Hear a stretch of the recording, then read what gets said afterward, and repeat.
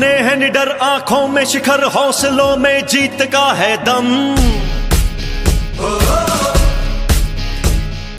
जोश जिगर, लक्ष्य पर नजर, बढ़ना ही अपना है करम। हम जीत जाएंगे, सपने सजाएंगे, हम जीत जाएंगे, सपने सजाएंगे।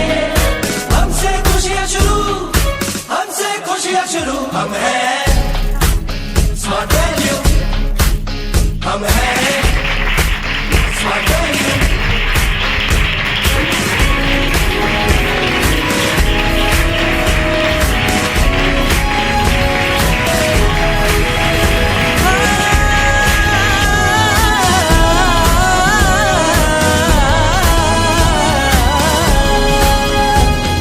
कदम कदम जो मिले साथ चले ये काफिले, हाथों में हाथ हो तो आसा फिर मंजिल लगे।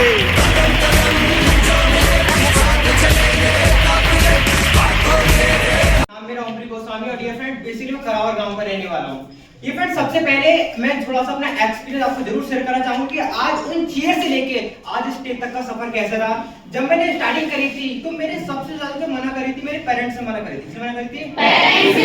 10th क्लास पास आउट होने के बाद जैसे ही मेरा 10th प्लस कंप्लीट हो गया था, उससे पहले मेरा एक्सीडेंट हुआ था और मेरे एक्सीडेंट में मेरे कम से कम 1 लाख रुपए मेरे पेरेंट्स ने मेरे ऊपर लगाया था और मैं 3 महीने अस्पताल में भर्ती रहा था। सबसे ज्यादा जो तंगी थी वो पैसे की तंगी थी कि घर में क्या नहीं था, पैसा नहीं था। मेरे पापा ने खुद उधार लेके सारा मैनेज करके मुझे सही कराया और 3 से 4 महीने के बाद जब मैं एक बार गेट पे खड़ा था तो गुरविंदर सर मेरे पास आए और उन्होंने पढ़ाई नहीं करी। 10th के बाद उन्होंने पढ़ाई नहीं करी गुरविंदर सर ने, और आते आते मुझसे हाथ मिलाया और उन्होंने 14 टाइप की ट्रेनिंग मुझे पूरी सुना दी। और जब उन्होंने सुनानी स्टार्ट करी तो मुझे कुछ समझ में नहीं आया, बट एक चीज समझ में आई थी, यार जिस बंदे ने 4 साल से पढ़ाई नहीं करी वो किसमें बोल रहा है? इंग्लिश में। मेरी कुछ ना कुछ तो वहां पर गड़बड़ है। मैं यहाँ पर देखा, मैं यहाँ पर आया, सब कुछ देखा, कुछ समझ नहीं आया, बस एक चीज बहुत अच्छा लगा था, यहाँ का माहौल। और सबसे ज्यादा मैं इंस्पायर हुआ था मम्मी सर से हुआ था, जो बताते थे एक सर आने वाले हैं समझाएंगे। तो ये बच्चा समझाएगा। जब सर को देखा, सर की अचीवमेंट देखी तो मुझे कुछ समझ में नहीं आया, बट एक चीज समझ में आ रही थी कि ओमप्रीत तू इस प्लेटफॉर्म से कुछ अच्छा कर जाएगा, बट एक ही चीज करनी है, स्टार्टिंग करनी है। और बैठे बैठे डिसीजन लिया था। जब सब लोग बाहर निकलते हैं तो मैंने सर से एक सवाल करा था अपने गुरुविंदर सर से, मुझे बताओ करना क्या है। उन्होंने बोले तेरे 1500 रुपए जाएंगे, तेरे डॉक्यूमेंट जाएंगे। मैं ठीक है, बाइक उठाई, मैं घर पे पहुंचा। मेरे पापा ऐसे मैं सेंटर पे गया तो मुझे 1500 रुपए चाहिए। पापा ने साफ साफ मना कर दिया। जितना मोटिवेशन था सारा का सारा खत्म, यार तो कुछ होगा ही नहीं। लेकिन मेरे एक जिद थी यार, क्योंकि मुझे एक चीज पता थी कि अगर सामने वाला इंसान कर सकता है तो मैं भी कर सकता हूं। क्योंकि उस समय कुछ लोग 10th क्लास प्लस होने के बावजूद बहुत अच्छा कर रहे थे। पापा ने मना कर दिया, लेकिन एक चीज थी कि करना है तो करना है। और उसके बाद मेरे पापा ने मुझे एक फोन दिलवाया, जियो का फोन, जो मेरे पास पहले ही था। वो फोन 1750 रुपए का मेरे पापा ने नया दिलवाया था और वो फोन मार्केट में 3 दिन मैं लेके घूमा था और किसी ने फोन खरीदा नहीं, क्योंकि फोन का जियो का नीचे लाता। किसी भले आदमी ने 1420 रुपए का वो फोन खरीद लिया और सबसे बड़ी चीज 1420 रुपए तो थे लेकिन 80 रुपए तब भी नहीं थे।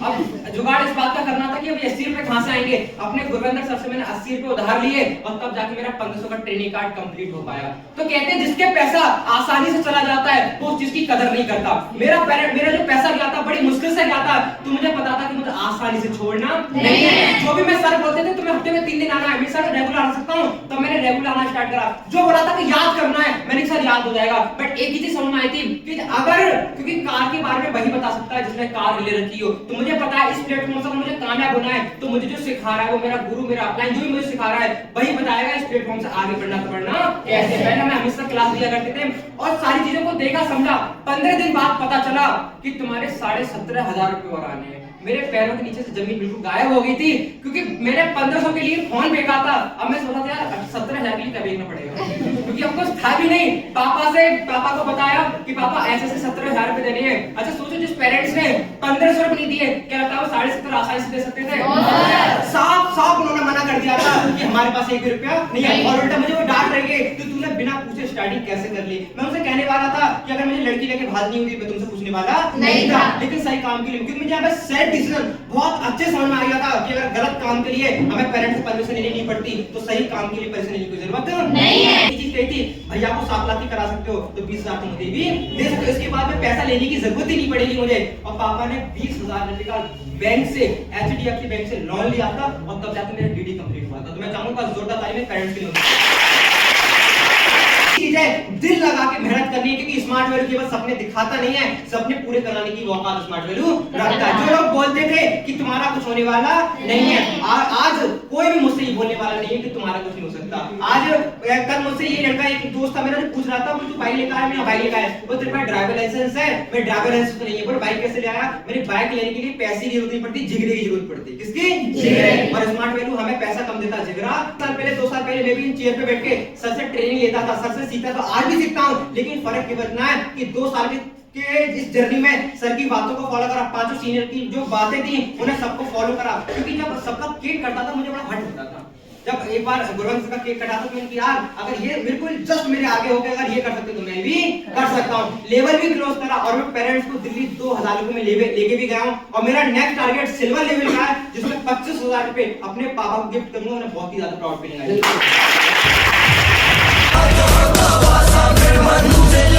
तन्हा क्यों बैठा है, हिम्मत को आजमा तू, आ जाना झूले रे मेरे संग आसमा तू। हमसे खुशियां शुरू, हमसे खुशियां शुरू, हम हैं स्मार्ट वैल्यू।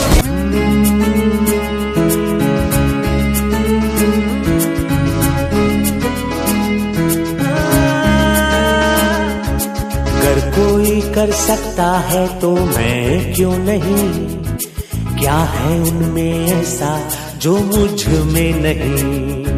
अगर कोई कर सकता है तो मैं क्यों नहीं, क्या है उनमें ऐसा जो मुझ में नहीं। झांक ले अपने भीतर, खुद से आ पूछ ले, कैसी चाहे जिंदगी, खुली आंखों से देख ले। मुट्ठियों को भींच गए